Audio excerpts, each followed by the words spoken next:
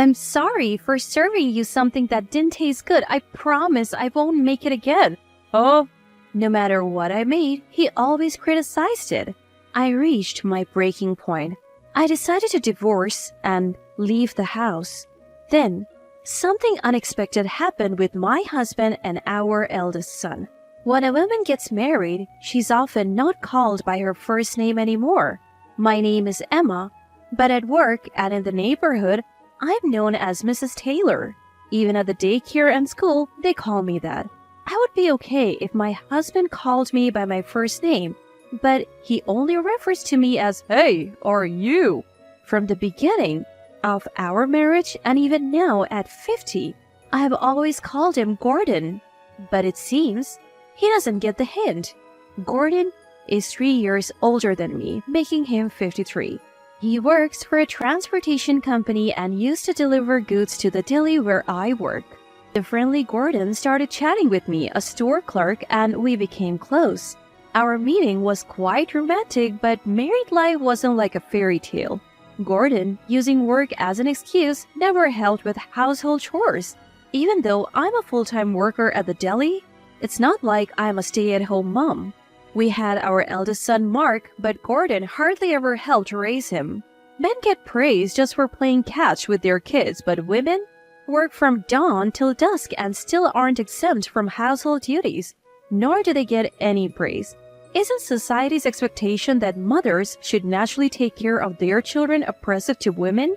Mark was a good kid until high school, but after joining the workforce, he became sarcastic, especially in the last 2 years since he joined his current company. He's been coming home late and doesn't listen to me at all. But for some reason, he and Gordon get along really well. Sometimes they even mock me together. Mark, what kind of job are you doing right now? I work for an IT company. There are many types of IT companies, right? Why bother explaining? You wouldn't get it anyway. With a smirk, he seemed annoyed to talk with me. Maybe at 25, Mark doesn't feel like explaining his job in detail to his mom. Sometimes I get so mad at him it scares me. Am I lacking maternal instincts? There's a term called unconditional love. When Mark was a baby, I felt that intense love for him.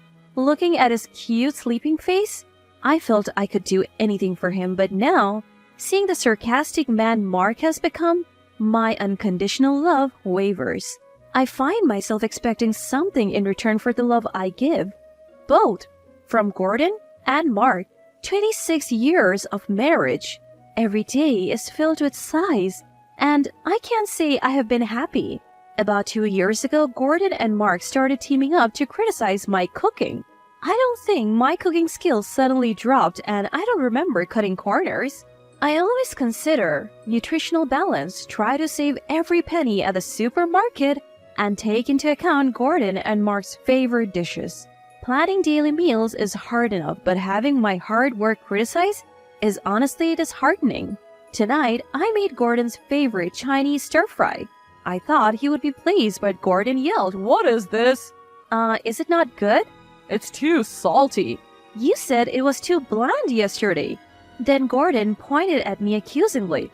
Can't you find a middle ground? It's always one extreme or the other with you.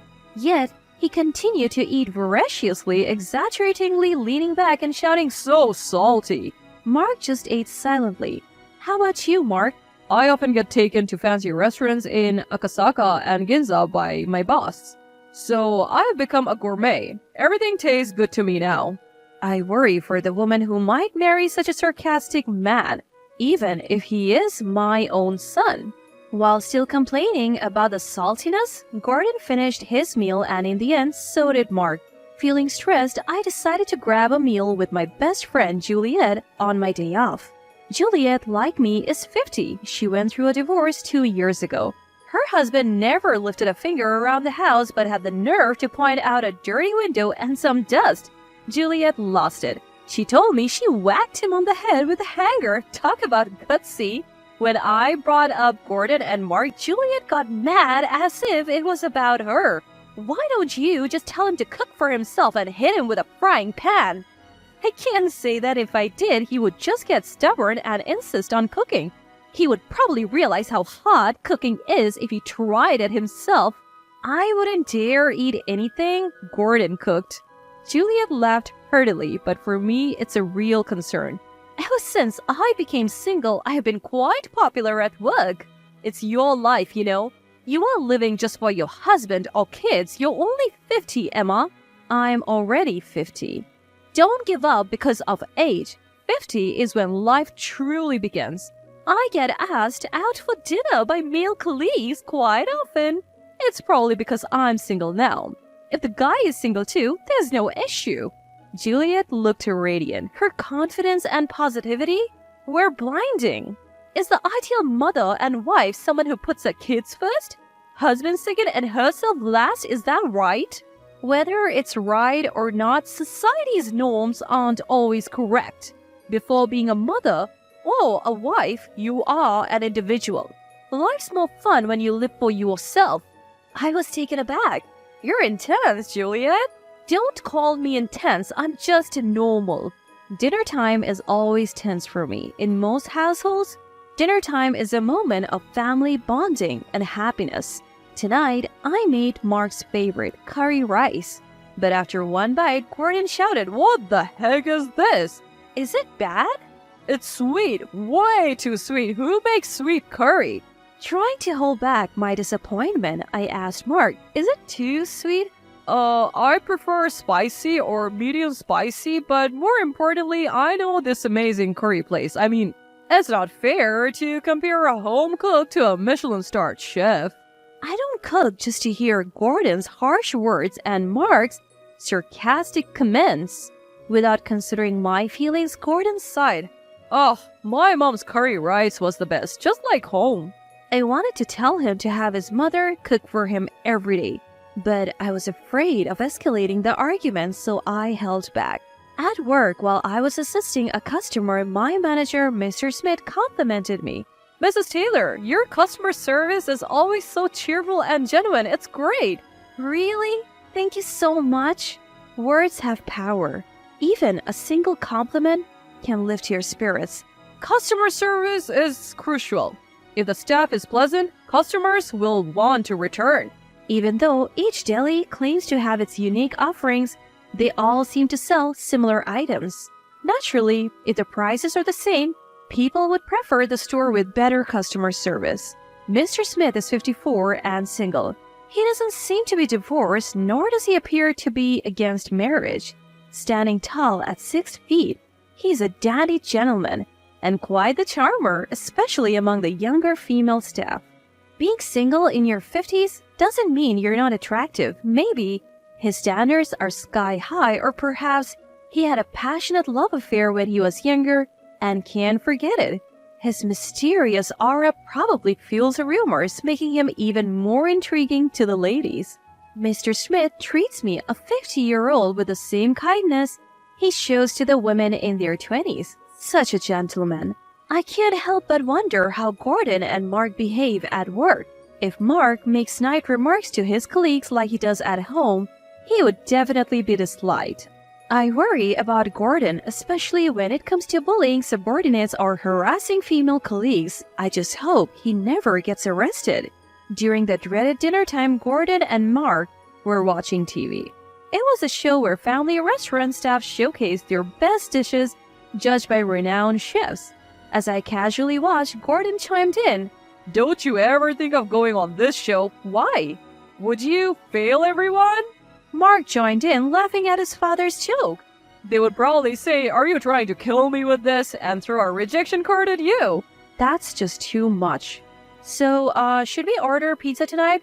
"Pizza? I'm in the mood for a hamburger steak." Takeout from the family restaurant? Seeing my rare defiance, Gordon's expression changed. "What's with the attitude? Even I have my limits, you know."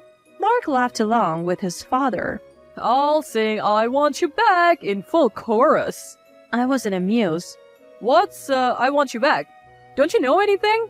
They can have their fun. I felt left out and lonely. Juliet's face came to mind, and the word divorce crossed my thoughts. It was in the evening after work. Mr. Smith called me over. "Emma." "Huh?" "Sorry, Mrs. Taylor." I smiled at him. If you want to call me that, it's fine. Oh, really? A forgotten thrill. For a moment, a love song played in the background of my mind, but I quickly dismissed it. Life isn't that sweet. It rarely goes as planned. There are several young, attractive female staff in their 20s. I'm probably not even on his radar. As expected, Mr. Smith wanted to discuss work, not dinner. Actually, there's talk of our store making a TV appearance. On TV? It's a show where family restaurants and delis showcase their signature dishes and chief judges them. I know it. My husband and son watch it regularly. The theme is lunch combos and there will be an internal tasting session. This session will determine who represents the store on TV. We're thinking of having you, Emma, represent us. I was taken aback and immediately declined. My husband and son criticize my cooking every day. Mr. Smith pondered for a moment. Do they leave food on their plates? No, they always finish it. I have a friend who, no matter how good the restaurant, always says, "You're satisfied with this? I know better places." Really? Maybe Gordon and Mark are like that. We need someone like you who cooks daily. Would you consider creating a menu for us? The responsibility is immense and I lack confidence, but part of me wants to try. I want feedback from people other than Gordon and Mark. I took the challenge seriously and crafted a lunch combo. The company's top executives tasted it and unanimously approved my dish.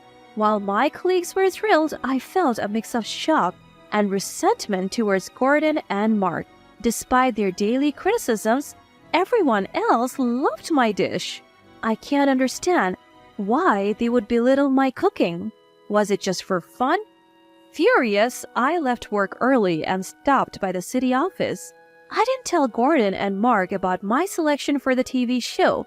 Tonight's dish was shrimp scampi. For some reason, there were 2 cards on the table labeled pass and fail. Did they make these? After tasting a shrimp, Gordon and Mark exchanged glances and simultaneously raised the fail card. This is clearly a miss. I'm disappointed in this shrimp. Are they pretending to be judges? Is it fun to mock someone? I grabbed the cards and confronted them. You fail as a husband. What are you trying to do? You fail as a son. Me too? I glared at them, then lowered my head. I'm sorry for serving you bad food. I won't do it again. What? I have reached my limit with your constant negativity. I placed divorce papers on the table. I'm filing for divorce. Wait. I won't wait. I have waited for 25 years. I can't wait any longer. 25 years? Okay, maybe not 25 years, but for the past few years, I've been patient. I can't take it anymore. I am leaving this house. Gordon, in shock, tried to laugh it off. It's Candid Camera, right? That's an old reference. Where's the hidden camera? As he pretended to search, Mark warned him. Dad, she seems serious. Really? Of course, I am. Congratulations. You won't have to eat bad food anymore. A whirlwind of change, I quickly moved out and started living on my own. Juliet's support was invaluable. Without the burden of my foolish husband and clueless son, I could focus on my job. Perhaps when life changes, many things start to shift. The company asked me to appear on TV. No way, I can't do TV. You should get someone younger and prettier. That's how TV works. Most people only get one shot at TV in their lifetime. While part of me wanted to do it, I was worried about how I would look on screen. The show will have the chief judge ask detailed questions about the dish. If it's not the person who made it, they won't be able to answer. I see. Convinced by Mr. Smith and the executives, I agreed to the TV appearance. I didn't tell Gordon and Mark. I have blocked their calls, so they can't reach me. And I have no intention of reaching out. Of course, I told Juliet about the TV appearance. She was shocked and said, I want to be on it too, with teary eyes. I appeared on TV with Mr. Smith. It was my first time and my heart raced with nervousness. Watching the stern-faced chef silently eat my lunch combo, I felt like apologizing before the judgment. This bolognese has Worcestershire sauce, ketchup, and... Instant coffee. I see. Finally, judgment time, I prayed. As the judges unanimously raised the pass card, they even praised it as delicious and perfect. I high-fived Mr. Smith blushing. I hoped it wasn't a dream. After that, I got involved in product development and received a raise. Was it luck that things turned around after escaping from a rude husband and a sarcastic son? 3 months after the divorce, Mark visited the store. He had bulked up like a football player, which surprised me. What happened to you? I haven't been eating at home, so I've been eating out a lot. Before I knew it, I looked like this. Serves him right. It's probably karma for mocking the food that a top chef praised. I saw you on TV. Dad was shouting in disbelief. Mark smiled, but I only replied, oh. Please come back, Mom. Grow up, you're 25, handle it yourself. Can I at least live with you if you don't want to be with Dad? Be independent, don't come here again. I spoke coldly, and Mark, seemingly shocked by my firmness, left. The next day, as I was placing an umbrella stand outside the store, a massive man approached. Emma, who are you? Don't play dumb. It was Gordon, but he had gained a significant amount of weight. Because of you, I've been eating and drinking at pubs every day. Before I knew it, I couldn't move. You have no right to call me that anymore. Gordon tried to laugh it off. Emma, please come back. At this rate, Mark and I will turn into Crusher Blackwell. Crusher what? You don't know who Crusher Blackwell? He was a 215-kilo wrestler. His jokes showed no remorse. I don't want to waste my time talking to you. Please leave. Despite my harsh words, Gordon persisted. I apologize for everything, truly. Even as he apologized, I remained silent. Your cooking was always amazing. My mother told me never to praise someone too much. If you keep saying something's delicious, they won't improve. Wait, where are you going? Before Gordon could finish his apology, I had already retreated into the store. But to my surprise, he followed me in. Wait, we were in the middle of a conversation. I have nothing more to say. If you persist, I'll call the police. The police? Gordon dramatically looked around, then back at me. Why bring the police into a marital issue? We're not married anymore. Just give me one more chance. Please leave. Suddenly, Mr. Smith emerged from the back. I have called the police. Maybe you should leave. Who are you? I'm the manager of the store. Why are you intervening in a marital dispute? We are not a couple. Gordon, with his exaggerated gestures, pointed at Mr. Smith and me. I get it now. Is that why you divorced? Are you two together? Enough. His rude insinuation infuriated me. What nonsense are you spouting? I won't tolerate it. Is it true? Is that why you're so upset? Just then, a police car pulled up and 2 sturdy officers entered. That's the man. What are you talking about? As one officer tried to restrain Gordon, he resisted. Let me go. She's my wife. I don't know this giant. So you're denying me now? One officer said. We'll discuss this at the station. The other officer was also thrown off. Had Gordon become so strong as a wrestler? Overwhelmed by jealousy, Gordon's face twisted into a terrifying scowl as he grabbed one of the store's umbrellas. I was taken aback, but Mr. Smith bravely stepped in front of me, arms outstretched. Trying to play the knight, are you? Showing your true colors, you homewrecker? As Gordon raised the umbrella to strike, an officer from behind forcefully knocked it out of his hand and grabbed Gordon's wrist. You're under arrest for obstructing official duties. Obstructing official duties? The police's signature move? You think that solves everything? Just come with us. Emma, help! Everyone on the street was watching. I felt my face burning with embarrassment. The commotion continued as Gordon was forced into the police car. How embarrassing. Are you okay? I'm fine. Thank you. If you ever need help, just let me know. Such comforting words. You're very kind. I'm not kind to everyone. Huh? Mr. Smith left after dropping that ambiguous line. Maybe it wasn't a misunderstanding. Since then, neither Gordon nor Mark visited the store. I finally had peace. After 26 years of marriage, I was free. I could have lunch with Juliet whenever I wanted and enjoy dinners. Even returning to a dark apartment, I never felt lonely. Work was fulfilling and being valued by the company felt great. One day, Mr. Smith approached me. Emma, do you like musicals? Musicals? I got 2 tickets. It's easy to watch a movie anytime, but a play has a fixed date. I noticed he was sweating. Memories of my youth resurfaced and my heart raced. Maybe it wasn't a misunderstanding after all. I love musicals. I would love to go. Great. I'll take the tickets and go with a friend. What? Just kidding.